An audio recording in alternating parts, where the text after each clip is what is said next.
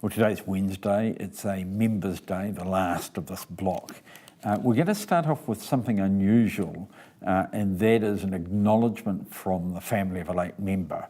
The Honourable Koro Wettery's family have written to the House and asked for some brief comments to be written into the record, comments of thanks for what Parliament did after their relative died, and actually for supporting him while he was a long-term Member of Parliament.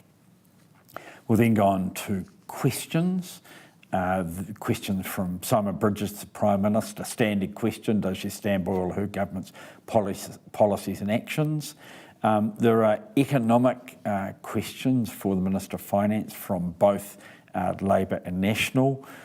Paul Goldsmith continues on questions to the Minister for Economic Development on the ANZ Business Survey.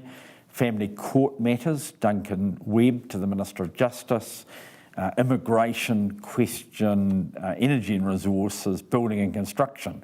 Nick Smith continues on his discussion on the Electoral Integrity Bill.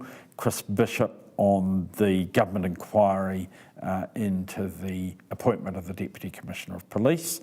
There's a comment about National Bowel screening and the Earthquakes Insurance Tribunal. After that, we go on to the general debate. New Zealand First are leading it today. There's a roster and they come up first. We have one local bill, the Gore District Council, Otama Rural Water Supply Bill, first reading in the name of Mark Patterson. It provides a process where the local rural water supply scheme can be transferred to the users of the scheme. We then have the marriage, court consent to marriage of minors amendment bill, third reading. This is Joe Hayes' bill, which would have proposes that 16 and 17-year-olds have to have court permission to get married, and that will get its third reading this afternoon. The Patents Amendment Bill, first reading continued, name of Parmjit Parmar.